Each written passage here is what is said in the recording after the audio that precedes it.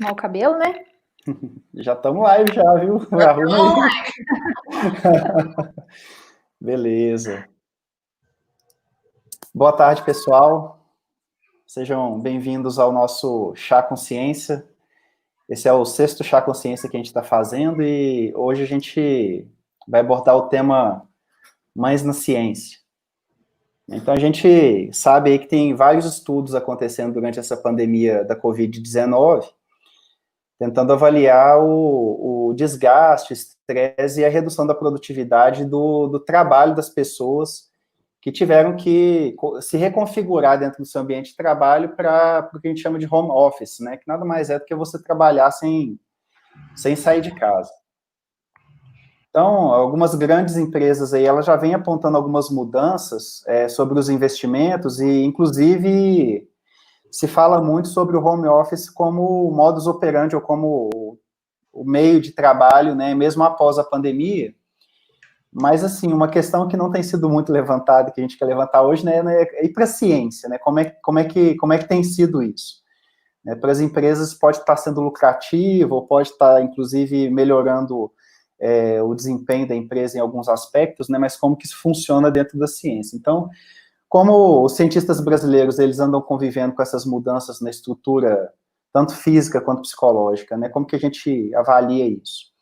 Então, o Parenting Science, que é um projeto brasileiro, ele discute a questão da maternidade na ciência, e atualmente ele divulgou um estudo aí mostrando que tem uma queda extremamente brusca, né, de 50% na disponibilidade de trabalho remoto entre aqueles entrevistados que têm filhos. Então, para discutir esse impacto da mudança da rotina profissional dos cientistas em específico, e mais especificamente ainda das mães, né, por entender que a gente vive numa cultura ainda desigual com relação à divisão de tarefas domésticas, por exemplo, e com relação à visão da responsabilidade na criação dos filhos. Então, a gente tem aí esse Parenting Science tem tentado manter os grupos engajados, né, e já tem, inclusive, levantado dados a respeito das mulheres, né, comparando com os homens com relação à produtividade. Então, para falar sobre o assunto, eu convidei a Jamile Nicásio, que é uma amiga minha de longa data, e a Evelise Freire também, que é uma amiga não de tão longa data, mas de longa data já também, né, e eu queria dar as boas-vindas aí, vou fazer uma breve apresentação das nossas convidadas, e já vou passar a palavra já para a Jamile logo em seguida. Então, a Evelise Freire, ela é licenciada em matemática pela Unesp, tem mestrado em matemática computacional pelo ICMC, da USP São Carlos, e tem doutorado em engenharia mecânica, né, e a gente aqui na UFLA tem o privilégio de ter ela como colega, né, do Departamento de Ciências Exatas, e ela participa também no Comitê Temático de Mulheres da Sociedade Brasileira de Matemática Aplicada e Computacional. A Jamile é uma amiga minha de longa data, ela é doutora em Educação, formou em História, né, Jamile? Teve aí alguns caminhos interessantes aí, teve um período de treinamento também na Espanha, e ela é presidenta da Casa Maria, que é uma associação de acolhimento à mulher que está atualmente alocada em Araçatuba, que tem um trabalho maravilhoso. Jamile com certeza vai tocar um pouquinho no trabalho que ela vem fazendo lá, eu acho que vai ser extremamente importante para a nossa discussão aqui também. As duas são mães, então elas têm o gabarito para poder estar participando da discussão. Eu não sou mãe, então eu estou aqui só para aprender também, eu estou aqui só para poder interagir e perguntar, né, e eu já gostaria de passar, então, a palavra para a Jamile para poder fazer as considerações dela, as boas-vindas e a apresentação. Obrigado, Jamile. Obrigada. Bom, pessoal, boa tarde. Obrigada, o Eric, pelo convite, né? Na verdade, a gente tem feito aí já algumas lives e alguns debates, né, sobre esses temas relacionados às mulheres, né, e as nossas experiências nesse período, né? E o resultado, infelizmente, não é tão bom quanto a gente gostaria. E eu vou começar do começo mesmo a minha conversa aqui, pensando primeiro o que é gênero, porque às vezes as pessoas não entendem quando a gente fala isso, e especialmente vivendo no país que a gente está vivendo nos últimos tempos, a gente tem uma perseguição muito grande a esse termo e a gente tem um uso muitas vezes dessa expressão, né? Então, para esclarecer, gênero é uma categoria de análise histórica, e eu acho importante a gente falar isso, porque tudo que a gente vai falar hoje aqui sobre ser mãe, sobre ser cientista, sobre ter que lidar com várias coisas ao mesmo tempo, está relacionado aos papéis que são atribuídos a homens e mulheres ao longo da nossa vida. Então, como a gente, infelizmente, né, tem aí os homens, desde a Grécia Antiga, desde sempre, relacionados com uma vida pública, com uma gestão econômica, né? E a gente estando inserido num mundo capitalista, isso tem uma influência muito forte, né? E as mulheres ao espaço privado, ao espaço doméstico, a ideia de cuidado. Então, isso, né, as mulheres fazem a gestão dos filhos, fazem a gestão da família, da casa, né? E aí, como que isso impacta no mercado de trabalho, ou como que isso se reflete nos dados que a gente tem visto nos últimos tempos, né? Então, um relatório do Fórum Econômico Mundial, divulgado no ano passado, mostrou aí que no último ano, menos mulheres do que homens têm entrado no mercado de trabalho.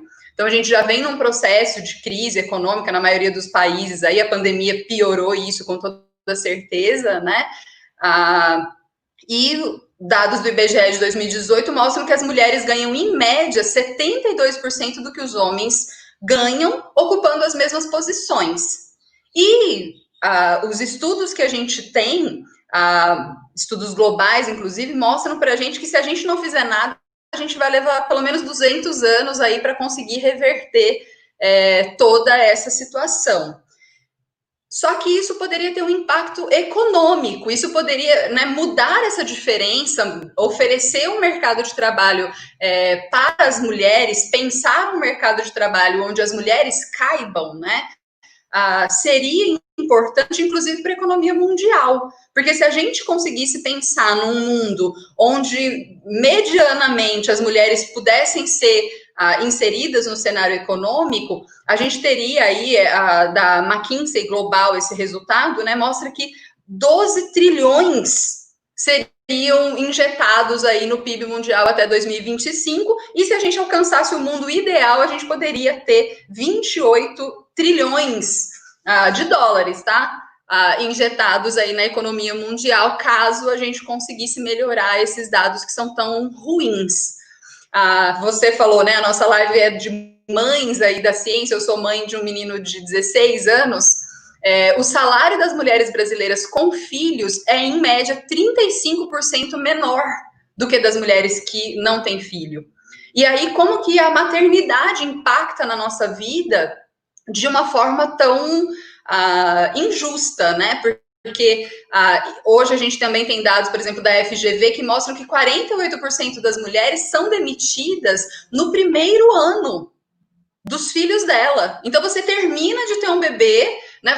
E assim, se a gente pensar que a maternidade ela é parte do projeto da família patriarcal, da sociedade na qual a gente está inserido, então eu estou fazendo um bem para a humanidade tendo um filho, eu estou correspondendo àquilo que a sociedade espera de mim, mulher. Só que aí, quando eu tenho esse filho, o mercado de trabalho já não me absorve mais. Por quê? Porque, como eu comentei lá no início dos papéis de gênero, né, de como isso é atribuído, logo a gente pensa, quem que vai cuidar dessa criança pequena? E se essa criança fica doente? E se essa criança precisa? Então, a gente já sabe que isso vai ser atribuído às mulheres. Infelizmente, isso já está introjetado. Então, isso é um problema muito sério, né?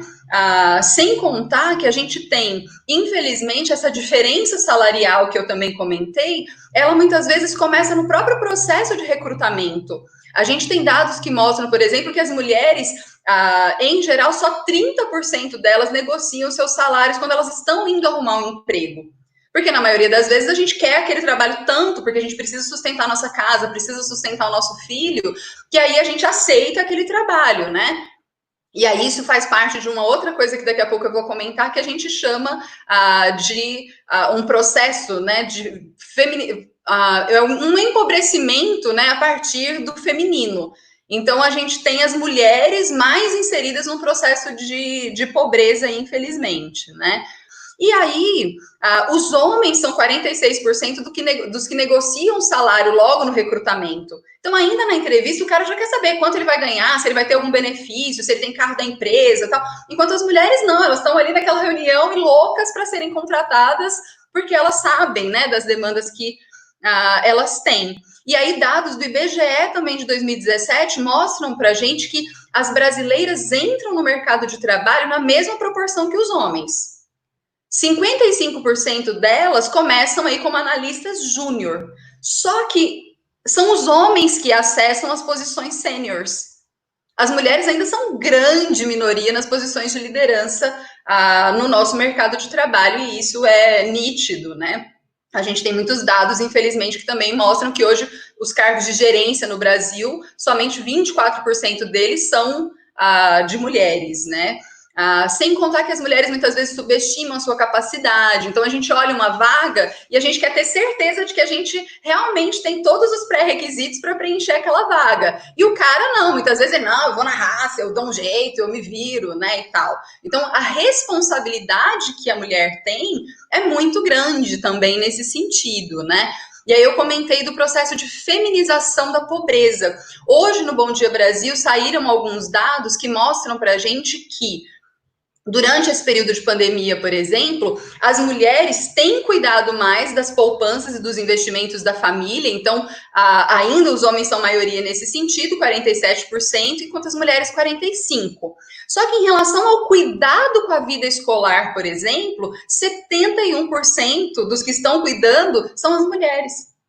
Os homens representam 19% só desse cuidado com a vida escolar. Nas tarefas domésticas, e aí eu estou falando de limpar a casa, por exemplo, 23% dos homens são responsáveis pelas tarefas domésticas, enquanto as mulheres são 63%. A diferença é gritante. Quando a gente vai para a cozinha, as mulheres são 68% e os homens 24%. Então, mesmo, né, as mulheres tendo aí hoje já uma responsabilidade maior em relação à renda familiar, por exemplo, hoje 56% das mulheres assumiram a administração do orçamento doméstico, os homens não foram limpar a cozinha. Os homens não foram cuidar da casa, né? Então, as mulheres, na verdade, a gente tem aí muitas vezes uma pretensa ideia de igualdade, mas infelizmente as mulheres estão se sobrecarregando cada vez mais em detrimento de tudo isso. E aí você comentou, né, sobre o estudo Parenting Science, que é da professora Fernanda Stanisławski, que é da Universidade Federal do Rio Grande do Sul. E aí foi idealizado, na verdade, antes da pandemia, porque a ideia já era discutir, né, como que as mulheres, as cientistas e mães, como que isso impacta na produtividade científica delas. E aí a gente tem também aquilo que elas já tentavam fazer e que já há uma defesa muito grande, que é como que a maternidade entra no Lattes. Porque o nosso currículo, a gente sabe que, infelizmente, a gente vive um processo muito forte de produtividade dentro da academia. Então, a universidade, ela o modelo de avaliação é a partir da produtividade e, especialmente, a produtividade de artigos científicos em revistas de qualis alto e tal. A gente sabe de tudo isso. E aí, como que eu relaciono as demandas familiares com as demandas profissionais? Né? Como que isso dificulta ou que impacto isso tem na nossa produtividade? Porque antes as mulheres contavam, por exemplo, com o apoio das escolas, das creches, muitas vezes da própria família, né? E hoje as escolas estão fechadas. Inclusive, isso já tem sido um problema para algumas mulheres, porque tem alguns nichos de mercado que já estão voltando a funcionar, por exemplo, mas essas mulheres não têm com quem deixar os filhos para voltarem para o trabalho, né? Então, tudo isso, né? Como que isso é pensado? A quantidade de tarefas online. Eu comentei que eu tenho um filho de 16 anos, meu filho está no 2º ano do ensino médio e ele tem aula das 7h50 da manhã até 12h50. E aí é óbvio que para um moleque de 16 anos, você manter a rotina de estudo, de fixação de conhecimento, de prestar atenção, de fazer isso com gosto, né? É muito difícil de você ter responsabilidade com aquilo, de você ter que lidar ainda com a nota ou coisas do tipo, ou a maneira como as pessoas estão burlando também tudo isso, né? Porque daí eles criam grupos para ver se a resposta estava certa ou não, porque como o ensino está sendo feito pelas coxas, então eu também aprendo pelas coxas. Então, como tudo isso ainda faz parte da nossa demanda, né? Porque você tem que ir lá e dizer para ele, olha, isso não é legal, olha, não faça isso. Ah, meu filho está com dificuldade, como é que a gente pode te ajudar e tal. Então, lidar com tudo isso. E como que isso vai ter impacto? Porque se hoje eu estou produzindo menos, como que isso vai se repercutir no meu futuro como pesquisadora? Nas bolsas que eu vou pleitear lá na frente, né? No número de artigos publicados que impactam em tudo isso, né? E a gente às vezes pensa, né? Por exemplo, as mulheres têm essa coisa da licença maternidade ou o impacto que isso tem, mas a gente também tem estudos que mostram a quantidade de licença que os homens tiram, como ela é proporcional à das mulheres. Mas é só a licença maternidade que é colocada como um empecilho, né? E não a falta de cuidado com o homem que tem um acidente de moto, fica não sei quantos dias afastado do trabalho, né, por pura imprudência muitas vezes, né, e não porque ele estava servindo a um projeto da família patriarcal. E gostaria de deixar bem claro aqui também que a gente tem hoje no mundo, né, as governantes que melhor têm lidado com a pandemia são exatamente as mulheres, né, exemplo disso a Jacinda na Nova Zelândia, a própria Angela Merkel na Alemanha, né, e a necessidade de que a gente discuta em espaços como esse que você está proporcionando para a gente aqui hoje, a ideia de que ajudar não é dividir, né? Ou a ideia de que com as demandas que a gente tem hoje enquanto mulher, a ideia não é que a gente pense, né, a divisão do trabalho como uma ajuda que esse homem oferece, né? Então ele mora aqui, é papel dele contribuir também para que as coisas sigam do jeito que tem que ser, uma vez que eu também tenho uma demanda do mercado de trabalho, né?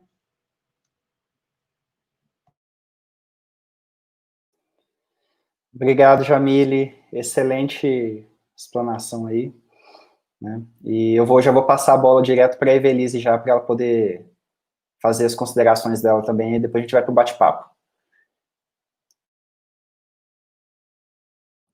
Bom, obrigada, Eric, pelo convite, né? É um prazer estar aqui. Como a Jamile disse, é super importante a gente ter esse ambiente de discussão, essa oportunidade de escancarar mesmo esses problemas que, na verdade, a pandemia só acentuou, né? É uma discussão que é mais recente do que deveria ser, mas é um problema, infelizmente, antigo e que a gente ainda tem um longo caminho a percorrer. Então, esse espaço é extremamente importante.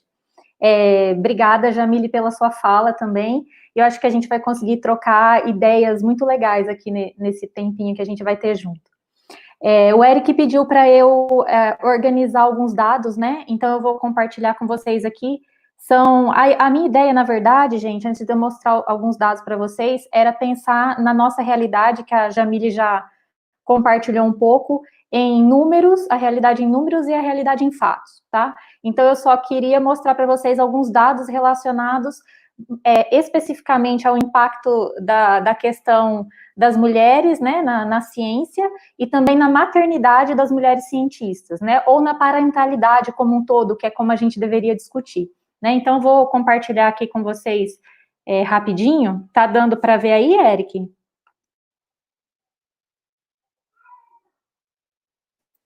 Na tela. Eric, tá na tela? Bom, então eu queria mostrar com vocês só algumas questões relacionadas aos dados, né? Que quando a gente observa o número de pesquisadoras contratadas no ambiente mundial, o Brasil não está numa situação tão ruim. De acordo com alguns dados, que esses dados são de 2017, mas eles estão no relatório da Unesco do ano passado. O Brasil, ele está numa faixa de pesquisadoras contratadas, numa faixa de 45% a 55%, ou seja, um pouquinho mais da metade das pesquisadoras no Brasil hoje são mulheres. Quando a gente pensa nessa situação, a gente acaba se enganando pelos números, né? E a gente acaba interpretando isso de uma maneira muito otimista. Então, o que acontece? A gente, dentro da carreira científica, a gente pode pensar no efeito, na verdade, da contratação das mulheres, não no sentido de número, mas no sentido de quantas mulheres conseguiram atingir a alta hierarquia da ciência. Quando a gente pensa, por exemplo, na quantidade de bolsistas do CNPq, na categoria de iniciação científica, que é a categoria inicial, 59% dos bolsistas são mulheres. Quando a gente vai trabalhar especificamente com a categoria mais alta, que são as bolsistas de produtividade na categoria 1A, são várias categorias, né, dentro do CNPq, que não cabe a gente entrar aqui agora, ou seja, na categoria mais alta da hierarquia de bolsistas do CNPq, somente 24,6% são mulheres. E aí, no que me cabe, né, no que me toca, é importante a gente pensar também no impacto disso quando a gente relaciona o número de mulheres e o número de mulheres nas ciências exatas, porque existe todo um contexto, né, de que ciências exatas não é para mulher, que as mulheres não se dão bem com ciências exatas, porque a ciência exata, ela é lógica, né, ela não combina com a personalidade feminina. Esse assunto parece antigo, parece deslocado, né, mas não, esse tipo de comentário, infelizmente, ainda acontece. E quando a gente olha para os números, é exatamente isso que a gente vê. As bolsistas produtividades do CNPq na área de ciências exatas são só 20,1%, ou seja, nós temos pouquíssimas mulheres na alta hierarquia da ciência hoje, e menos ainda mulheres na alta hierarquia nas ciências exatas, né? Esses dados estão publicados nesse artigo que é super interessante, que eu compartilho o link aí com vocês, e se alguém tiver interesse depois, a gente pode compartilhar com mais detalhes. Quando a gente pensa na Academia Brasileira de Ciências, a situação também é grave, né? Nós temos hoje 14% das pessoas que compõem a Academia Brasileira de Ciências só são mulheres.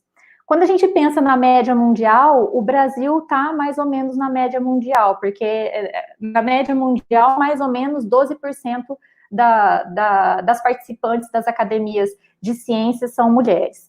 Quando a gente pensa nessa distribuição em áreas específicas, a gente percebe mais uma vez que o número de mulheres na alta hierarquia nas ciências exatas é menor.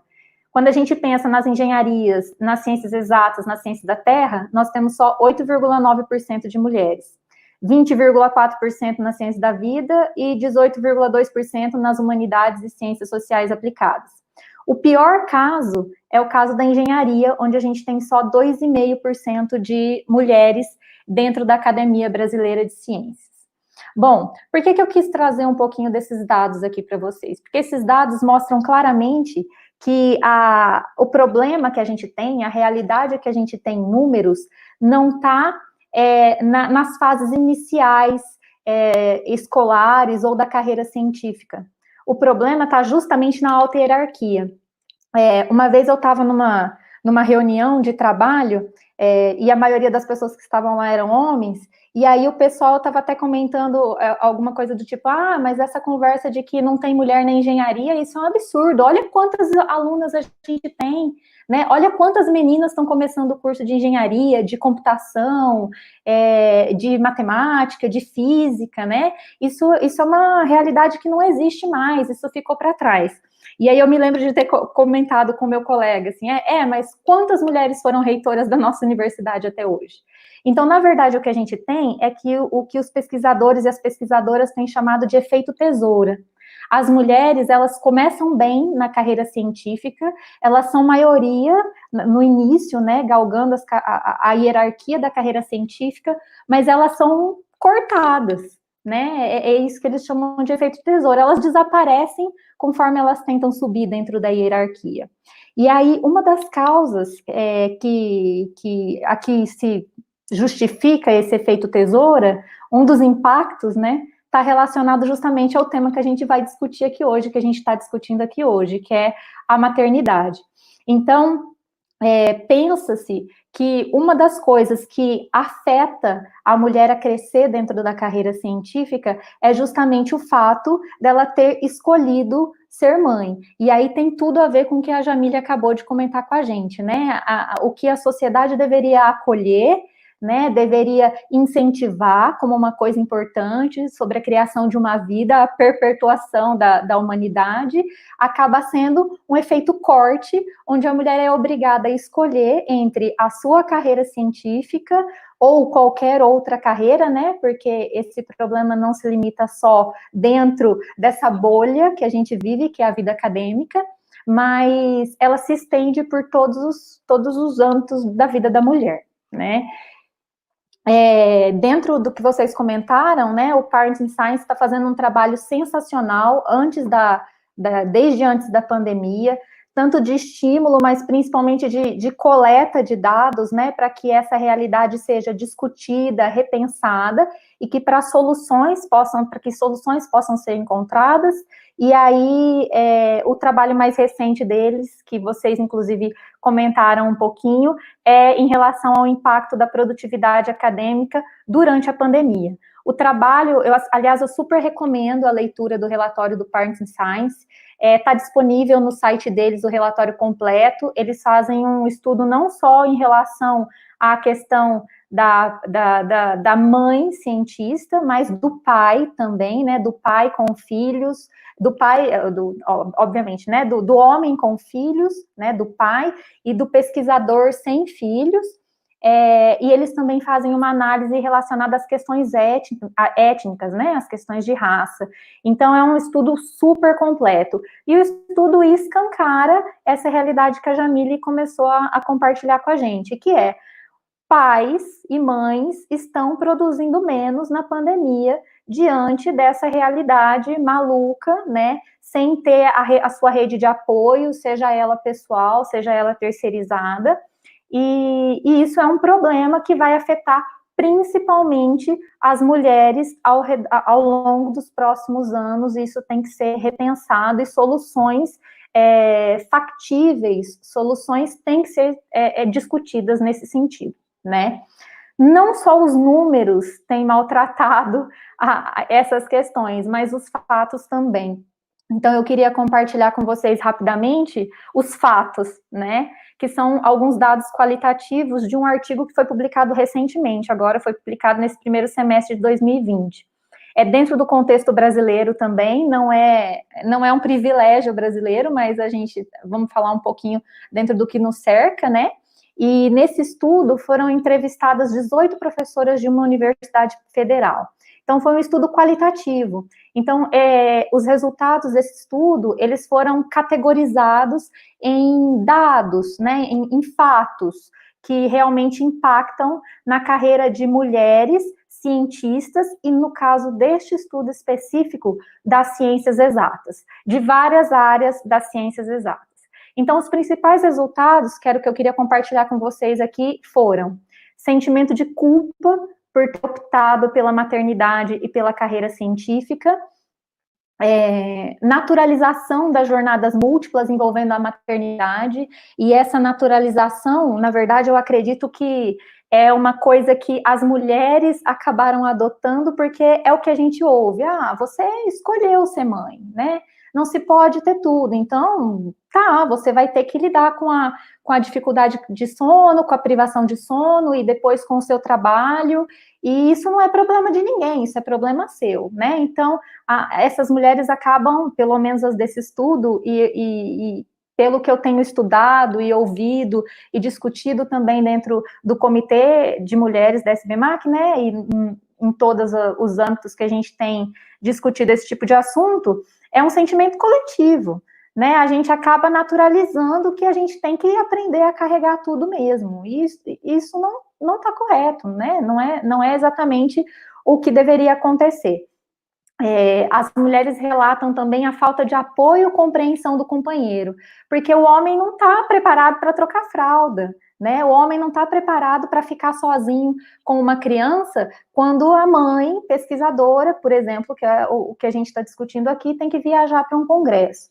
Então, essa realidade é uma realidade triste, e que eu, por exemplo, eu tenho a sorte de ter um companheiro que divide tudo igualitariamente comigo. Então, a única coisa que o meu companheiro não conseguiu fazer com o meu filho, que hoje tem 4 anos, foi amamentar, por questões fisiológicas. né? Então, tirando o fator biológico, fisiológico, eu tenho toda a segurança e toda uma rede de apoio de conseguir conduzir a minha carreira, participar de eventos científicos dentro do possível, com o apoio de companheiro. E isso não acontece na maioria das mulheres e na maioria desse estudo aí, dessas 18 professoras entrevistadas. Outro resultado do estudo foi que a conciliação da maternidade com a carreira científica é vista como obstáculo e sofrimento. E realmente né? Porque não existe uma rede de apoio adequada, né? Você é medida com a mesma régua do que os seus colegas ou as suas colegas que não estão passando por aquilo, né, que não estão se readaptando a uma vida nova familiar, a criação, né, de uma criança, toda essa responsabilidade, essa modificação na vida, né, das pessoas. E isso acaba sendo associado a obstáculo e sofrimento. Assédio, né, que é um assunto bem amplo, mas assédio em bancas de concurso são relatadas nesse estudo, assédio no retorno ao trabalho, assédio dos colegas, assédio dos próprios companheiros, às vezes. Então, é um assunto bem grave aí e que rende bastante discussão. E uma coisa que eu achei interessante desse estudo aí também é que muitas mulheres, elas não percebem o machismo que a cerca. Então, é muito comum na área de exatas, muitas de nós já devem ter ouvido isso, ouvido comentários do tipo, não, mas eu nunca sofri machismo, sempre fui muito bem tratada. Não, imagina, esse machismo aí, isso é exagero, vocês estão exagerando. Eu nunca ouvi nada que desmerecesse a minha carreira ou que me diminuísse como mãe ou durante a minha licença maternidade ou pelo simples fato de ser mulher, né?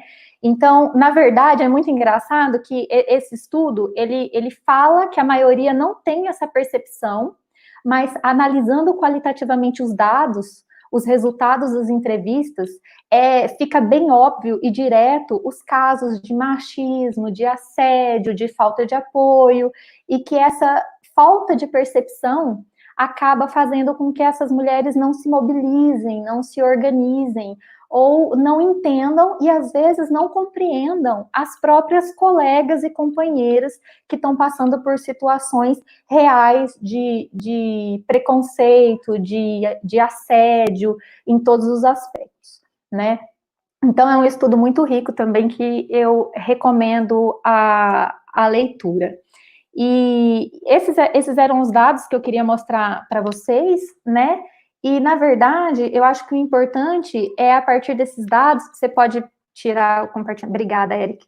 Eu acho que o importante, gente, é, a partir desses dados, a gente conseguir discutir algumas questões relacionadas a soluções, né? Porque nós precisamos de soluções administrativas, a gente precisa de políticas adequadas, né? A gente precisa discutir questões de empatia, porque eu acho que a empatia é um fator importante quando a gente está falando de maternidade. Empatia não é ser legal, né? É ser justo, é ser acolhedor.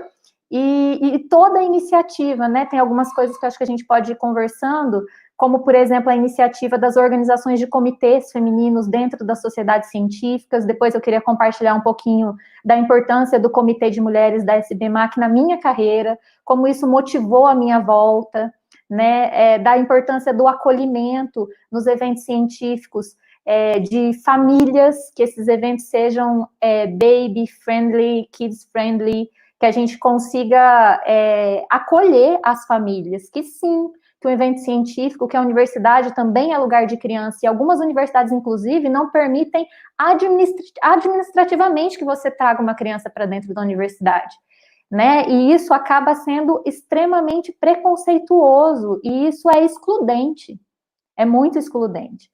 E mais um milhão de coisas aí sobre prazos adequados, extensões de bolsas adequadas, auxílios adequados para quando você viaja para um congresso, caso você tenha que levar uma criança, né? Então, você precisa financeiramente de um apoio. É óbvio que a gente não está no momento adequado para discutir apoio financeiro, né? Mas a questão é que nem quando a gente tinha um apoio financeiro menos ruim, a gente tinha iniciativas realmente válidas e estimulantes nesse sentido. Então, o que acontece é que a gente paga no nosso bolso para levar a criança. O que aconteceu aqui em casa é que, para eu não ficar totalmente fora da realidade, durante o primeiro ano do meu filho, eu e meu marido, a gente ia juntos para o congresso e fazia revezamento. E isso é uma situação extremamente delicada, né? E até traz algumas experiências interessantes, porque é totalmente diferente um pai andando num congresso científico com um filho, ele é o herói, o cara, né? Sem desmerecer o esforço do meu marido, do meu companheiro, que é um pai sensacional, né? De forma nenhuma desmerecendo, mas é o olhar das outras pessoas, entendeu? As outras pessoas olham como o pai que leva uma criança para um evento científico como o cara, né? E a mãe é a louca. Como é que ela teve coragem de vir aparecer com uma criança num evento científico? Eu literalmente ouvi isso num evento, num congresso internacional, que eu estava com meu filho com 1 ano e meio de idade.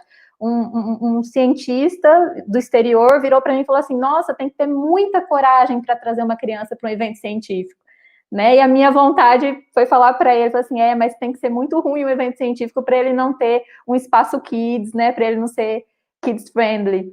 Mas, enfim, né? Eu acho que era isso que eu queria compartilhar com vocês. Obrigada, Eric. Obrigada, Jamile. Legal, obrigado, Evelise. Acho que deu para a gente cobrir uma gama boa de assuntos aqui, né? Eu vou começar tocando num ponto aqui que acho que é uma pergunta que todo mundo que não faz parte do contexto devia fazer. Então tem eu esqueci o nome do rapaz agora, mas tem um youtuber e ele tem um canal e ele tem um quadro que chama Uncomfortable Conversations with a Black Man, que seriam conversas não confortáveis, né, ou conversas incômodas, né, com um homem preto.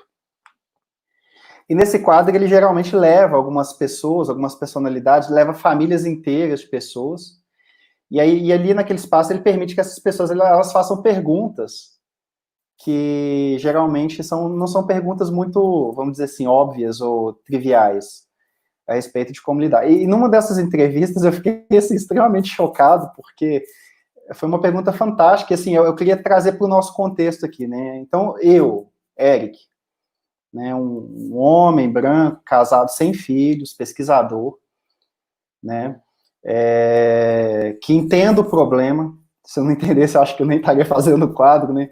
Que entendo o problema, que estudo sobre o assunto, que gosto de ler a respeito, que acho que a igualdade de gêneros ela é extremamente relevante, não só do aspecto econômico, como a Jamile levantou muito bem, né, mas assim, no aspecto da saúde mental, da estrutura da sociedade, né, da criança crescer num contexto onde ela vai entender, né, que nós somos todos seres humanos que vivemos no coletivo, né? Então o Eric, o que ele pode fazer para poder permitir que essas realidades que vocês apresentaram, elas possam ser mudadas com o tempo? Fique à vontade aí. Bom, vou começar, então, falando um pouquinho. Eu acho que, primeiro, a gente precisa começar lá na base. Eu vi que tem alguns comentários aí da Monique falando sobre a questão da educação, da escola como esse espaço, né? E eu acho que é primordial que a gente mude a forma como a gente dialoga com os meninos e com as meninas também. Porque é importante que a gente diga, né, por exemplo, que não é sorte a gente achar um cara que cuide das coisas ou que faça a parte dele, isso é obrigação dele, né? Ou quando a gente atribui para as crianças determinados brinquedos, e isso, óbvio, tem uma influência, inclusive, técnica na vida dessas crianças, né? Porque as meninas vão, desde pequenininhas, aprendendo a cuidar, a preparar a comidinha, enquanto o cara tá ali montando um quebra-cabeça, fazendo uma coisa que desenvolve tecnicamente o cérebro dele. Então, a gente precisa levar em consideração essas coisas, porque é óbvio que isso impacta na vida adulta. E eu vejo, por exemplo, uma vez um primo do meu marido veio passear aqui, e aí o bebezinho deles recém-nascido, né, a mãe foi tomar banho e era para ele ficar cuidando do menino. Não deu 5 minutos que ela subiu para tomar banho, o cara já queria ir lá levar de volta, porque só no colo dela que o menino para de chorar. E aí ele segurando o menino, e o menino com o pescoço, tipo, todo cambotas, todo esquisito, né? E aí você olha para aquilo e fala, meu, quem sabe se os meninos aprendessem a segurar bebês, eles não seriam melhores pais. Quem sabe eles não saberiam segurar essas crianças quando eles tiverem filhos de verdade. Quem sabe eles não entendessem, né, que o papel de saber fazer uma comida é para todo mundo, porque todo mundo precisa se alimentar. Então, eu acho que a escola tem um papel fundamental nisso, e o nosso papel também como pais, né, como amigos, e saber também dizer isso, né, porque na hora que isso acontece, você tem que intervir, porque o problema é que, infelizmente, a gente acaba não intervindo nessas situações, né, a gente deixa passar para não ser o chato, né, que eu já superei essa fase, eu já não ligo de ser a chata mesmo. E acho que isso tem uma influência muito grande nisso, nos dados que a própria Evelise apresentou, porque você naturaliza essa sobrecarga das mulheres. E não só você naturaliza, como muitas vezes você romantiza. Porque eu, por exemplo, né, a Evelise falou, porque as universidades, por exemplo, não são espaços para as mães. E não são mesmo. Quando eu fui aluna da Universidade Federal de Viçosa, que eu fazia história lá na faculdade, a gente não podia morar na moradia. Ou seja, você não tem acesso muitas vezes a benefícios que poderiam te ajudar a se manter ali naquela faculdade, porque você não pode acessar aquilo que você é mãe. É feito só para as pessoas que são solteiras, porque você não tem como ter uma criança ali naquele ambiente. Ou os próprios professores, que me olhavam muitas vezes como a irresponsável. Né? E aí, por que você tem um filho? Né? Então, assim, tudo isso sendo cobrado da gente, né? Eu me lembro de levar o Aaron algumas vezes para a sala de aula, porque o Aaron fez faculdade comigo, né? Então ele vivia no RU, aliás, ele era criança da universidade, o Eric se lembra bem disso. Ele ia em tudo comigo, então nos eventos eu cantava no coral, ele estava junto, eu ia comer no RU, ele estava junto, ele pegava marmita, as pessoas conheciam, marmita não, bandeja, né? As pessoas conheciam o Aaron ali. No final, a maioria das pessoas vinha dar um chocolate, uma bala, uma coisa, porque ele era a criança daquele lugar, né? Então, para os demais jovens, aquilo não era muitas vezes um problema. Mas eu me lembro muitas vezes, eu fazia faculdade à noite, e às vezes eu tinha uma prova, uma coisa assim, eu ficava olhando na reta, a UFV é uma reta enorme, né, para você chegar nos pavilhões de aula, eu ficava olhando na reta alguém que pudesse ficar com meu filho. Porque eu tinha prova e eu não tinha com quem deixá-lo.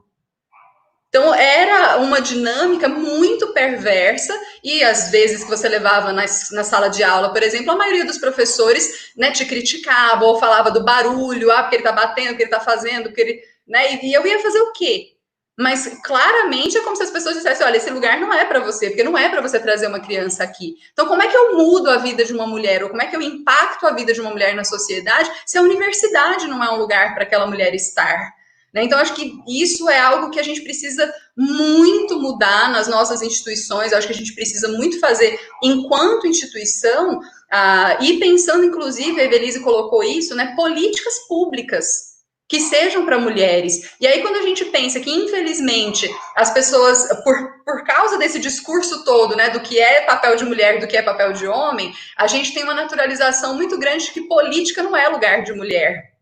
E a gente está em ano eleitoral, inclusive. E a gente esquece que aquelas pessoas em quem a gente vota vão nos representar durante 4 anos para fazer coisas boas ou coisas ruins, coisas que efetivamente nos representam ou não. Então a gente precisa tomar muito cuidado com quem a gente coloca ali, porque a gente tem, inclusive, deputados que são corajosos o suficiente para votar contra o Fundeb. Então a gente precisa muito pensar nesses espaços, porque enquanto as mulheres não ocuparem esses espaços, a gente não vai ter políticas públicas pensadas para nós. A gente não vai poder desfrutar de todas essas coisas, porque, infelizmente, quem faz as políticas públicas quer que tudo se mantenha como está. É muito mais fácil a gente dizer que as feministas são doidas. É muito mais fácil dizer que elas são mal amadas, mal comidas e todas as coisas que a gente escuta. É muito mais fácil a gente, né, agir contra esse grupo, do que efetivamente a gente ouvir e entender o tipo de proposta que a gente está fazendo. Né? A gente está falando aqui de dados, a gente está falando de estatística, a gente está falando de como que isso influencia mesmo. E, Eric, pensando no que você perguntou especificamente de como Eric, eu acho que os homens, eles precisam ser antimachistas e eles precisam ter coragem de ser antimachistas em todos os lugares. Porque, infelizmente, a gente vê muitos homens querendo ser antimachistas com as mulheres. Não, eu sou o pró-feminista. Só que a gente tem estudos recentes, inclusive, mostrando o horror que é um grupo de WhatsApp masculino. Porque ali o cara não tem coragem de dizer, galera, ó, isso aqui é machista. Ô, bicho, não faz isso não. Ó, fulano, né? Não, a gente não tem coragem. E muitas vezes não ser antimachista, assim como não ser antirracista, faz com que as coisas permaneçam no mesmo lugar. Porque o cara muitas vezes quer posar de, né, super bem resolvido, de modernoso e tal, mas no lugar onde ele efetivamente precisa atuar, que é com os seus pares, que, né, com os homens, que são aqueles que promovem a violência, a gente é o 5º país que mais mata mulheres no mundo. As nossas leis contra a violência contra a mulher são muito recentes, é de 2006, e a gente precisou de uma Maria da Penha que fosse, né, que o marido tentasse assassinar, como não tinha lei específica, ela voltou para dentro da casa do agressor, e o cara ainda tentou matá-la eletrocutada, até que, buscando organismos internacionais, a gente consegue uma lei nacional. Então, é tudo tão recente, e a gente vê isso tão de perto, infelizmente, na Casa Maria, porque a gente recebe tudo isso e que muitas vezes é por essa naturalização. Então, a comida não está pronta, eu fico nervoso. Ao invés de ir lá e preparar o alimento e ver como eu posso contribuir para que aquela janta fique pronta mais rápido. Né? Ou eu tenho o direito de achar que eu tenho alguma superioridade sexual ou alguma coisa assim em relação às mulheres. Então, os homens precisam ter coragem de falar entre si, né, entre vocês mesmos, sobre esse tipo de problema, para que, quem sabe, a gente possa desnaturalizar essas formas de opressão e violência às quais as mulheres têm sido submetidas. E complementando isso que a Jamile falou, essa questão de desnaturalizar, né, de o que a gente pode fazer do nosso lugar. Muitas vezes são coisas que, muito, infelizmente, pensando dentro da vida acadêmica, às vezes nós mulheres a gente não consegue. Então o machismo, ele é uma sombra que está sobre todos nós mulheres, nós não estamos livres do machismo, infelizmente, porque nós não fomos criadas para sermos livres do machismo. Então essa luta é uma luta diária. E eu vejo, e eu vivencio essa luta dentro da academia também. Então, acho que uma das coisas que pode ajudar, que qualquer pessoa pode ajudar, né, você, Eric, eu, Evelise, você, Jamil, todos nós, né, todos e todas nós, é a questão da empatia. E essa empatia, às vezes, é nessa não cara feia quando tem uma criança por ali, né, a empatia, às vezes, vem da solicitação de um recurso para instalar um fraudário dentro da universidade, porque se a gente olhar ao nosso redor, está cheio de criança na universidade, e não são só os nossos filhos, não são só os filhos dos docentes, são os filhos dos discentes também, porque que bom que nós temos alguns discentes corajosos, né, como nós, que leva os nossos filhos para a universidade e que mostra que a universidade é de todo mundo, é para todo mundo, né? Então, esse tipo de empatia é importante. E tem algumas coisas que parecem pequenas, mas têm um efeito muito importante, que é a questão, por exemplo, de, na hora de montar uma banca de um processo avaliativo, quantas mulheres tem nessa banca? Na hora de convidar um palestrante para um evento científico, quantos são palestrantes principais? Esse foi um movimento que a SBMA, que é a Sociedade Brasileira de Matemática Aplicada e Computacional, conseguiu efetivar de maneira muito legal através do trabalho do Comitê de Mulheres. Então, a partir do momento que se criou o Comitê de Mulheres em 2018, e foram várias mesas redondas e que promoveram ambientes como esse que a gente está tendo aqui agora, que são extremamente importantes, a gente conseguiu se mobilizar, se organizar para que a gente aumentasse a representatividade feminina. Então, hoje, quando toda a sociedade científica vai propor nomes para os eventos, para o nosso evento principal, que é o CNMAC, ou para outros eventos, a gente já se organiza, escolhe, porque sim, nós temos mulheres cientistas competentes em todas as áreas, porque muitas vezes uma das justificativas é, não, mas não tem. A principal pessoa que atua nessa área aí é o fulano de tal, ele é o melhor. Não, nós temos mulheres pesquisadoras competentes, né? Se mobiliza, se une, indica essas mulheres, e com isso a gente conseguiu aumentar a representatividade. Por exemplo, durante a organização do evento científico. adequado para ter mães que estejam no evento. Então, a primeira experiência da SPMA, que aconteceu no Congresso de Campinas, uma sala lá, era uma sala, Eric, seu telefone ligado.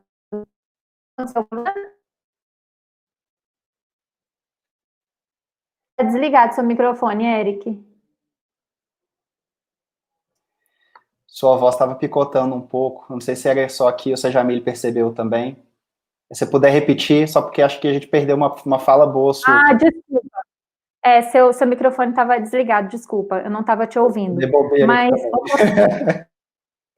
eu estava comentando que essas iniciativas de acolhimento são extremamente importantes, que transforme os eventos científicos em eventos que sejam acolhedores para as famílias, né?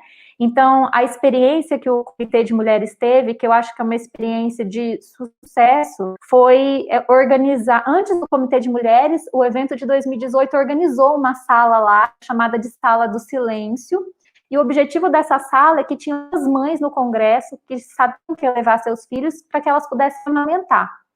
E aí rolou uma confusão, porque as pessoas começaram a usar a sala para terminar de preparar a apresentação, para descansar um pouquinho depois do almoço, né? E realmente não teve uma divulgação adequada da sala, porque parece que existe uma normativa ali do local onde o evento estava sediado de que não podia, né?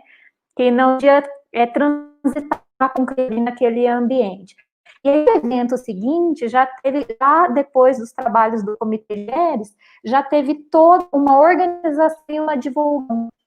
Então, essa divulgação da sala da família, onde eles colocaram micro-ondas para esquentar uma papinha, um sofá confortável para sentar, eles foram super legais, até com os brinquedinhos, já acolheu as crianças, acolheu as mães e pais que estavam lá, porque eles tinham um ambiente para revezar e descansar com a criança, né? E isso, na verdade, na minha opinião, foi muito além do acolhimento daquelas famílias, mas uma mudança de perspectiva dos congressistas, porque os outros congressistas que estão lá já se acostumaram que aquele ambiente tinha um bebê, e tinham alguns bebês por ali, então os bebês participavam das ações técnicas, eram poucos ainda, menos do que deveriam ser, mas é um processo. Então, já era receptivo o bebê, tudo bem ter um bebê numa sessão técnica, tudo bem ter bebê circulando durante a apresentação de pôr, tudo bem ter bebê no jantar do congresso, e não é só porque a esposa trouxe, não, era a senadora que estava ali, entendeu? Ou eram os organizadores que estavam ali com os seus bebês, né? E isso, gente, eu como mãe, eu digo, faz toda a diferença.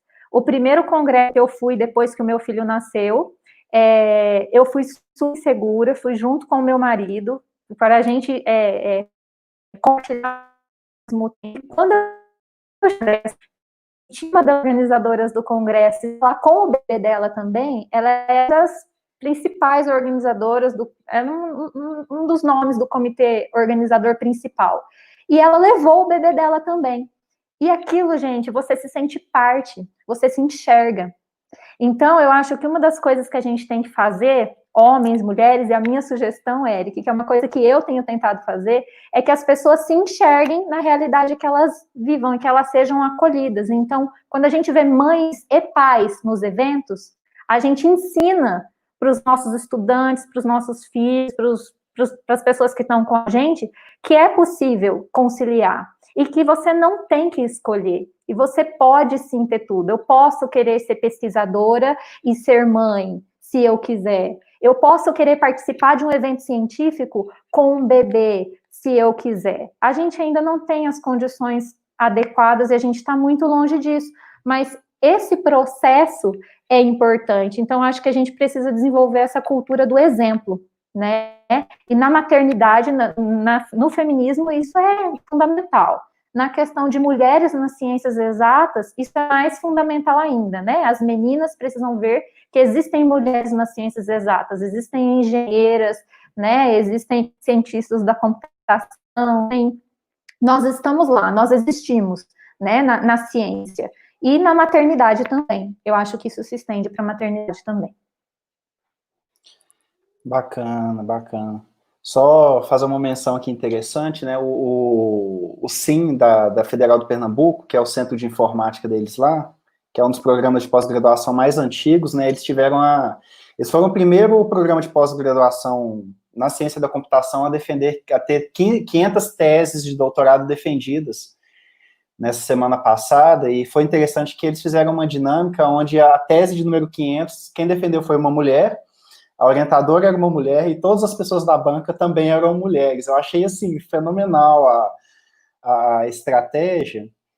E, assim, eu vou levar a nossa conversa para um ponto interessante aqui, porque eu acredito que dentro da academia, esse assunto, ele transita melhor, né? Dentro da academia, eu acho que as pessoas já têm não que tenham a compreensão ideal do problema e que já estejam atuando de maneira ideal, né? A própria Evelise levantou aí vários casos aí dentro de congressos, dentro da universidade, a Jamile também levantou algumas situações que mostram que a universidade ainda não está 100% preparada para poder lidar com a realidade das crianças dentro do ambiente, né? Mas a gente sabe que lá fora está pior, né? Quando a gente sai dos portões da universidade e a gente vai para a sociedade como um todo, a situação é muito complicada. E eu tenho, assim, uma teoria, que vocês podem até refutar, não é uma teoria que eu estou tentando provar cientificamente, mas é uma teoria que parte da minha própria experiência, eu acho que você tocou no ponto da empatia aí, Evelise, e a minha teoria é a teoria da empatia sem referência, sabe? Porque, por exemplo, eu fui criado numa casa onde as tarefas domésticas elas eram divididas, né? Era eu e mais duas meninas, e as tarefas eram divididas. Sempre houve um estímulo muito grande para todo mundo estudar. Nunca teve essa questão de a mulher ela é feita para casar, né, e tudo mais. E a educação sempre foi muito nesse sentido. Porém, ainda assim, uma das experiências assim mais sobrenaturais que eu tive quando eu fui fazer meu doutorado na Holanda foi assim, no primeiro mês que eu estava lá, eu fui dar uma volta no parque. E aí, chegando no parque, tinha uma área que era o playground, que era a área que tinha os brinquedinhos, e tinha um lugar lá para as crianças pularem lá de cima, né, quebrar o braço, para dar mais trabalho para os pais e tal. Tava lá aquela brinquedaiada toda. Isso era um sábado à tarde, tipo, finalzinho de tarde. E eu fiquei assustadíssimo, porque só tinha pai, não tinha mãe na parada, sabe? Só tinha homem, cara, carregando as crianças e levando e tal. E aquele negócio foi tão, assim, absurdo para mim, foi um contraste tão grande, que eu acho que essa experiência, assim, talvez tenha sido uma das mais importantes durante o meu doutorado inteiro. Eu acredito que a Evelise também teve experiência de estar na Inglaterra por um bom tempo junto com o marido dela. Com certeza você viu muita coisa lá que te ligou, às vezes, um alerta de alguma coisa que você nem percebia. Jamile também já viajou bastante, teve um tempo na Espanha, né? Então, assim, a minha preocupação é a seguinte: como que a gente cultiva a referência dentro da nossa sociedade? Aí eu não estou falando nem só da universidade. Como que a gente cultiva empatia dentro de uma sociedade, sendo que a gente não tem referência do que é um bom pai, do que é uma boa divisão de tarefas dentro de casa, entendeu? Porque, assim, venhamos e convenhamos, a gente é uma minoria muito pequena da sociedade que entende essa problemática, né? O que vocês acham aí? Eu jogando a bola aí para vocês.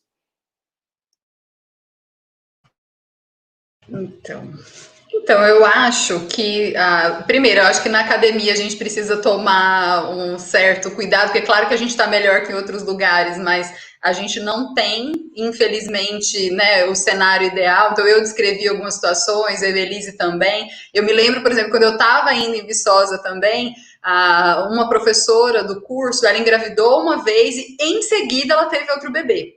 Foi muito rapidinho uma gravidez na outra. E eu me lembro de ouvir dos professores, tipo assim, mas agora ela só vai ter filho? Ela vai ficar o tempo todo de licença maternidade? E assim, uma das frases, uma das vezes que eu ouvi isso foi de um cara que a esposa dele estava grávida do quarto filho. Então, assim, o cara não consegue ter né, assim, a mínima noção de, poxa, como será que isso é falado para sua esposa?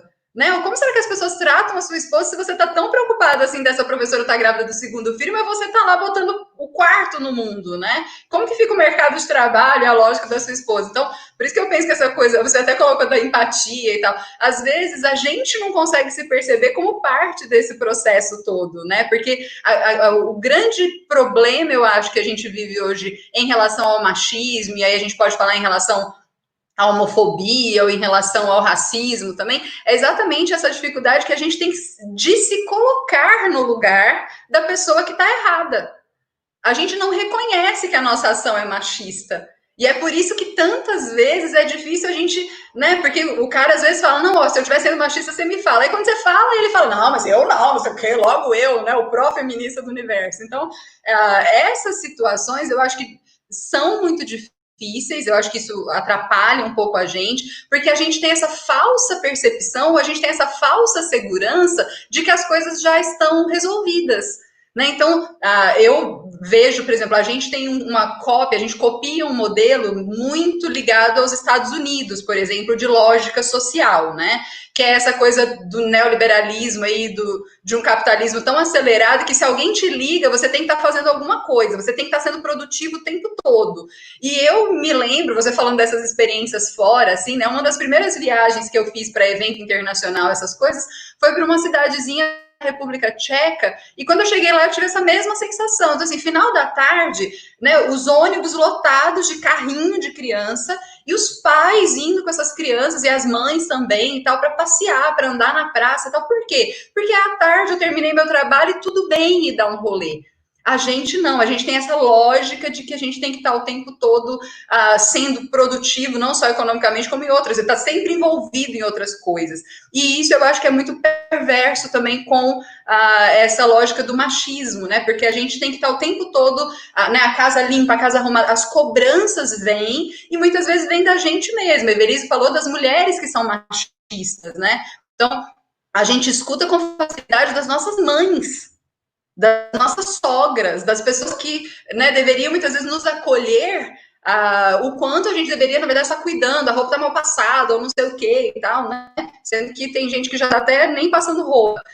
E uma questão também que eu acho que é importante a gente falar aqui, a Everise apontou esses dados aí, por exemplo, a maioria dos professores universitários do Brasil são homens. Só que se a gente pegar a base da educação, a gente tem as mulheres ali. Então, é uma discussão muito forte, essa coisa de homens poderem cuidar das crianças de educação infantil, porque aí tem um abuso, a ver com algumas questões. Então, 95% das pessoas que trabalham com educação infantil no Brasil são mulheres. Só que é exatamente ali que estão as baixas remunerações. É exatamente ali que está um percentual horrível, né, de salário. E nesse momento, por exemplo, de pandemia, a gente estava conversando antes de entrar no ar aqui, né, o quanto tem que aprender com as coisas. Recentemente eu postei uma foto nas minhas redes sociais mostrando a gambiarra para conseguir gravar aulas, para você colocar isso no ar. Então, assim, a sobrecarga que isso representa na nossa vida, e que, infelizmente, a gente vive nessa sociedade que ainda nos cobra tudo isso. Então, a gente fica, obviamente, imensamente sobrecarregada, né? Então, eu não sou uma guerreira que dou conta de tudo, eu estou exausta. Você falou aí da questão de ficar a cabeça da gente. E isso é muito sério, né? A gente pensar que essa falta de empatia das pessoas faz com que a gente ainda gere, né? Isso ainda gera em nós toda uma ansiedade, todo um nervosismo aí, porque a gente não está dando conta de todas as coisas que a gente tem para fazer e ainda ficar contando o número de mortos da pandemia e ainda ficar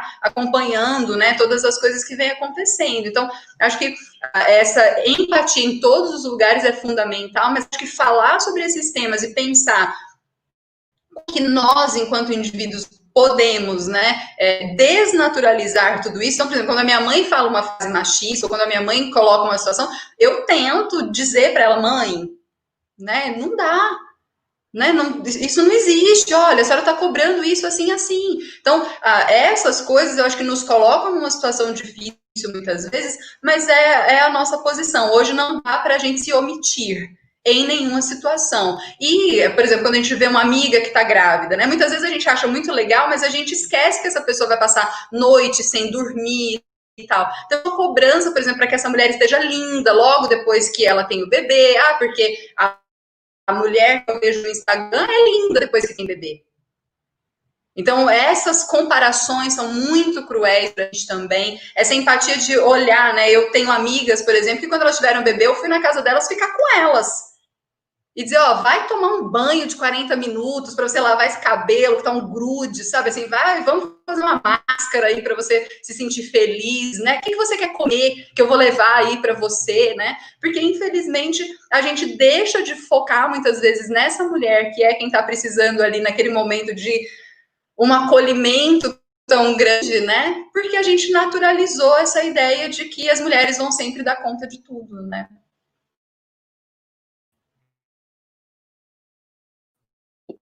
E pensando na pergunta que você fez, também estava refletindo aqui. Eu acho que uma coisa importante também é a questão do exemplo. Eu acho que não vai conseguir mudar o mundo tão rápido como a gente gostaria. Mas dentro de casa, a gente pode se aproximar dessa realidade aí dos pais no parquinho. Quando o pai vai para o parquinho, vendo a família que realmente divide adequadamente as casas, e não que se ajuda, mas que divide, porque todo mundo mora naquela casa e todo mundo tem aquelas tarefas. E sendo exemplo também na forma como a gente cria ou estimula as crianças que estão perto de nós. Não crianças, mas aconteceu uma coisa muito engraçada quando eu estava numa festinha de aniversário com meu filho há 1 ano e meio atrás, mais ou menos. Ele tinha 2 anos e meio. E era nas casas de festa, assim, que tem 1 milhão de dedos, né? E aí, ele estava nas rodas, empurrar para treinar o caminhar. E aí ele pegou um carrinho de boneca, e ele achou muito legal ter uma boneca dentro do carrinho e sair empurrando esse carrinho, porque ele juntava coisas que ele achava muito legal, né? Legais. E aí uma menininha mais velha, de mais ou menos uns 6 anos, chegou nele e falou assim, escuta aí, você não pode pegar esse carrinho, porque você é menino. E ele é um bebê, assim, na época, né, era um bebê, ficou na cara dela, aí eu tava do lado assim, não, mas não tem problema, porque ele a comida dele cuida dele, ele vai cuidar de um filhinho se ele tiver um filhinho. Seu papai não cuida de você? Aí ela parou, pensou, ela virou para mim e falou assim, meu papai não troca a fralda da minha irmã. Aí ela saiu andando e foi conversar com o pai dela. Aí eu fingi que não era comigo, porque eu falei assim, nossa, causei problemas. Mas é justamente isso, são esses tipos de diálogo que a gente estimula os nossos filhos e as pessoas que estão perto da gente, a elas entenderem a responsabilidade, no caso aqui que a gente está discutindo a questão da parentalidade, né, da paternidade. A maternidade e a paternidade não é uma responsabilidade daquela pessoa, tem um impacto social. É claro que nós somos responsáveis pelos nossos próprios filhos, mas as pessoas lidam com a questão da maternidade, da paternidade, como uma situação de solidão, do tipo, você escolheu ter filho, se vira, eu não tô nem aí com você, e ninguém tá aqui para ser coitadinho, eu não quero ser mãe coitadinha, eu não quero que as pessoas me ajudem, eu quero que as condições, que a vida seja fácil, porque é isso que as pessoas acham que a licença maternidade é um plus, é um momento de descanso. Você vai voltar plena, produtiva. E que, claro, você ficou em casa às vezes. Maravilhoso. Como assim você achou difícil?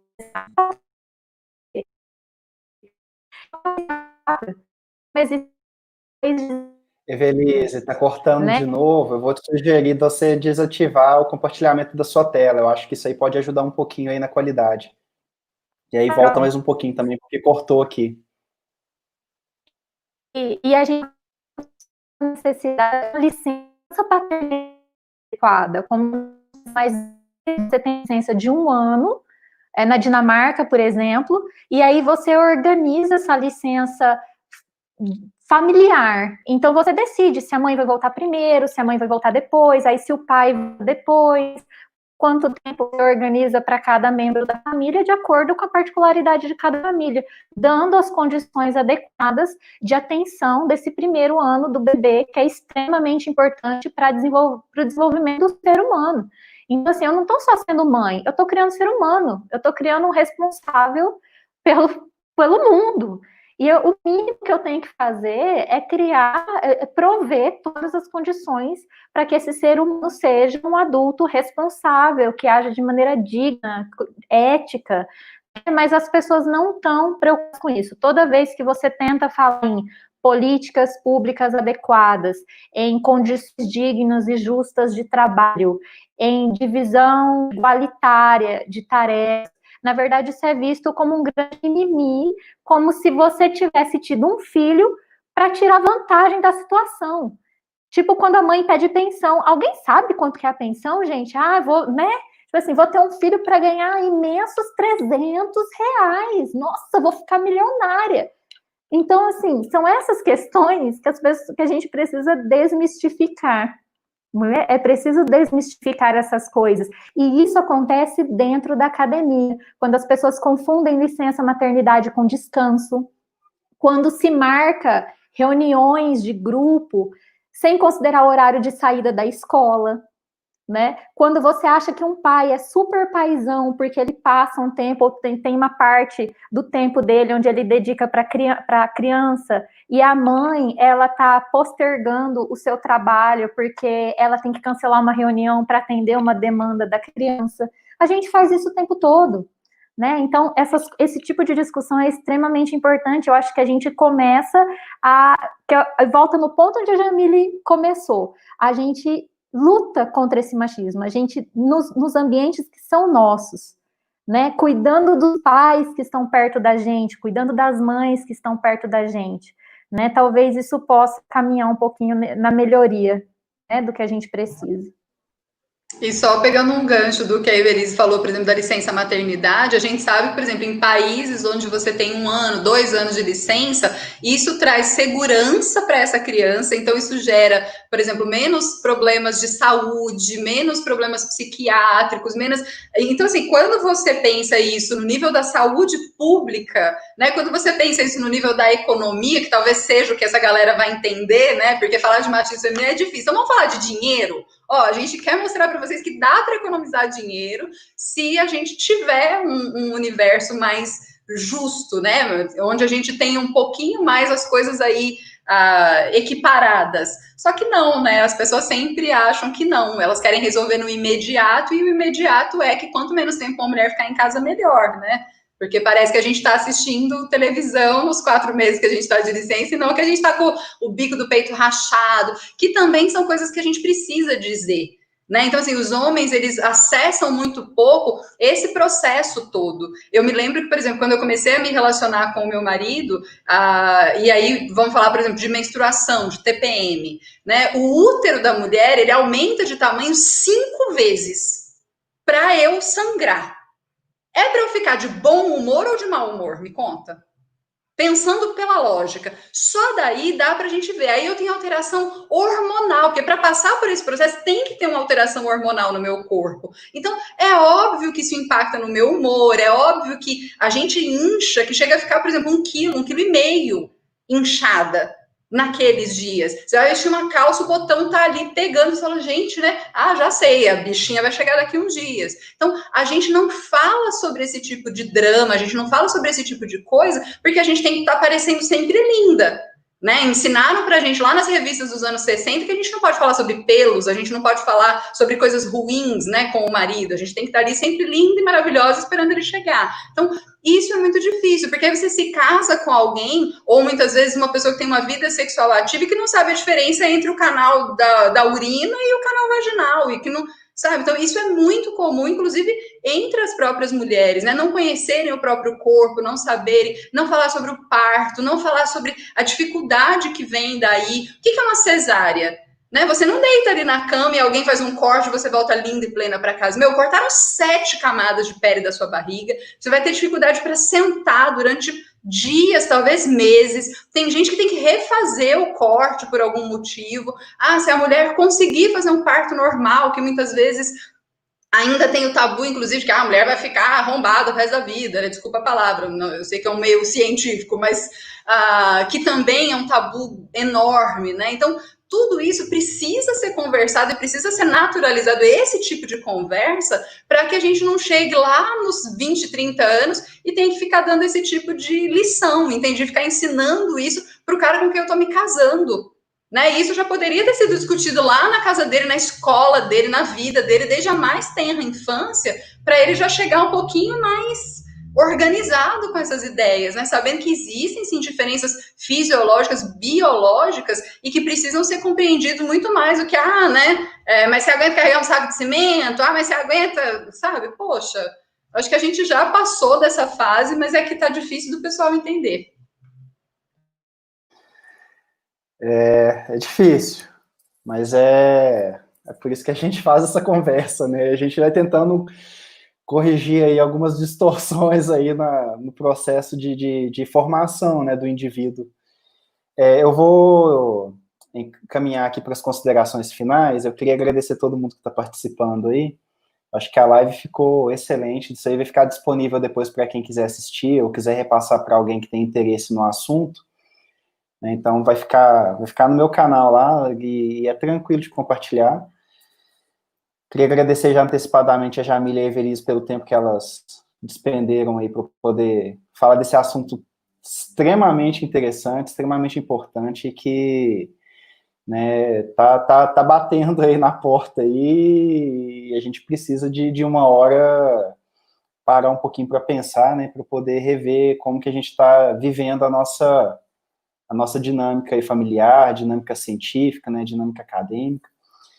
Então, vou passar para a Evelise primeiro, para ela fazer as considerações finais dela, a Jamile fecha e aí a gente dá um tchau pro pessoal aí.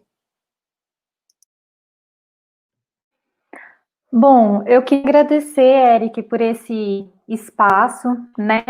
Agradecer pela oportunidade da gente ter esse ambiente de discussão. É um processo longo, né? É um caminho árduo. Infelizmente, nós não estamos livres de passar por momentos assim. Eu não entendia muitas coisas relacionadas ao preconceito em relação à maternidade até que eu me tornei mãe. E, por outro lado, eu descobri 1 milhão de outras coisas maravilhosas que envolvem a maternidade. E aí, depois de ter passado por todo esse processo, eu entendi que realmente, além de não ser justo, eu não quero ter que ser, né? Eu não quero uma coisa só. Eu quero ser mãe, eu quero ser professora, eu quero ser pesquisadora, eu quero ser esposa. Essa é a minha escolha, né? E eu quero que as pessoas tenham direito a escolher o que elas quiserem, né? Então, eu quero dar condições adequadas, eu quero ter condições adequadas, eu quero viajar para os congressos com o meu filho, sozinha também, porque é maravilhoso, né? Você poder descansar, participar dos eventos sem ter que pensar em um bebê também, isso também é importante. Ou seja, que o nosso ambiente seja um ambiente frutífero, que ele seja um ambiente acolhedor, que ele seja principalmente um ambiente digno, né? Um ambiente científico. E que isso se estenda para todos os âmbitos da nossa sociedade, né? Então, assim, eu quero que o meu companheiro cuide do meu filho como ele cuida, que ele tenha direito a uma licença paternidade adequada, porque ele sentiu falta disso, né? Então, eu quero querer tudo, desculpa. É isso que eu queria deixar, sabe? Que a gente não se limite mesmo, que a gente não desista, apesar da realidade, as dificuldades são muitas, né? Só quem sentiu na pele o preconceito sabe, né? Só quem passou por questões de falta de acolhimento, de dificuldades, de realidade sabe, mas a maternidade também traz as suas alegrias e nada melhor para um cientista do que ver uma vida em desenvolvimento, né? Acompanhar a experiência ali no dia a dia, o desenvolvimento humano e todas as maravilhas que isso envolve. Então, acho que a mensagem que eu queria deixar é, sim, nós podemos ter tudo. Não da melhor maneira e a gente não vai ser bom em tudo todo dia, mas que a gente consiga caminhar para ser o melhor que a gente puder, né? Dentro do possível. E obrigada, Eric, por esse ambiente de discussão tão aberto. E obrigada, Jamile, um prazer te conhecer e conhecer o trabalho da Casa Maria. que vocês tenham muito sucesso, vocês, né, que contem com a gente para divulgar tudo que for possível, que é um trabalho extremamente importante, que a gente não tem noção da importância na vida das mulheres, né, e quantas mulheres estão em situação de vulnerabilidade, né, de violência. Obrigada, gente. Obrigada para quem assistiu também, pelo apoio, obrigada. Bom, eu agradeço também o convite do Eric, a parceria com a Evelise aí, muito bom que a gente possa falar sobre esse assunto. O Emicida fala que ele não aguenta mais ser testemunho ocular da história, né? E eu acho que a gente faz história enquanto mulheres quando a gente se propõe a ser essa mulher que a Evelise está dizendo, né? Essa mulher que a gente quer dar conta de tudo. Não é fácil mesmo, mas a gente vai seguir fazendo a nossa parte para que as pessoas entendam que não dá para as coisas continuarem como elas estão postas para a gente, né? Porque um cara que tem 5 dias de licença maternidade, como é que ele, paternidade, né? O homem tem 5 dias para ficar em casa. Como que ele vai criar vínculo com essa criança? Né? Como é que ele vai poder auxiliar a própria esposa, que muitas vezes ainda está ali no processo cirúrgico nesses 5 dias? Né? O cara volta a trabalhar e a mulher ainda está com ponto. Então, a gente precisa repensar essa dinâmica, a gente precisa lutar por políticas públicas que pensem sobre isso, né, que discutam esse lugar da paternidade na nossa sociedade também, porque a gente precisa que os homens, né, se envolvam com essa dinâmica da paternidade e que isso seja visto como algo legal e não como o cara que é trouxa. Né? Porque ajuda a esposa, ou que cuida das coisas, esse daí a mulher manda. Não, gente, isso é uma demanda da sociedade, a gente quer as pessoas felizes, seguras, a gente quer as pessoas amparadas, então a gente precisa lutar por tudo isso, né? Eu não quis ser mãe, eu fui mãe, né? Aos 20 anos eu engravidei, eu não tinha a menor noção de educação sexual, eu vinha de uma família tradicional, religiosa, então eu não recebi orientação sobre nada disso, não conversaram comigo, e eu acho que é fundamental também que a gente converse sobre isso em todos os espaços, porque aos 20 anos eu engravidei, aos 21 eu era mãe, e aí a minha vida estava começando, então o Aaron viveu comigo todas as experiências da academia, né, ele fez graduação comigo, fez mestrado, fez doutorado, acompanhou todas as loucuras, os 4 meses que eu morei no exterior, ele ficou aqui sozinho, né? Então, a gente faz muitas coisas que, olhando para trás, a gente até pensa assim, como que eu fiz isso, né? Como que eu dei conta de passar por tudo aquilo, né? Mas, para ser uma mulher cientista, para estar aqui tendo esse papo com vocês, é que eu acho que a gente usa essa dinâmica, né? Infelizmente, a Casa Maria é necessária. Eu sempre falo que eu não gostaria de fazer o que eu faço, eu não gostaria de ter na sociedade o papel que eu tenho, eu não gostaria de ser uma empreendedora social do cuidado com as mulheres. Eu gostaria que as mulheres fossem livres de violência, que elas tivessem autonomia financeira, esse é o sonho, né? Mas enquanto isso não acontece, a gente está aqui dando a cara a tapa e lutando para que as coisas, no mínimo, né, se encaminhem aí, para que no mínimo a gente tenha uma melhora do ambiente no qual a gente vive hoje, seja na academia ou seja em outros espaços da nossa sociedade. Muito obrigada para todo mundo que comentou, assistiu, muito bom estar aqui com vocês. Foi um prazer, obrigado aí por terem aceitado o convite. E só para fechar aqui, eu estou para lançar uma série de programação para ciências humanas e sociais, então se você é algum pesquisador dessa área e tem interesse em aprender a desenvolver os modelos, né, que o pessoal geralmente trabalha muito na teoria, logo no canal aí vão estar disponíveis os vídeos com o curso, e fica à vontade para se inscrever, né, para ficar sabendo também quando os vídeos forem saindo. Pessoal, uma boa tarde para todo mundo, muito obrigado aí quem participou aí via chat, quem só assistiu, a Jamília, a Evelise, um abraço aí para os meninos, né, o Daniel e o Aaron, e a gente se vê na próxima aí, um abraço.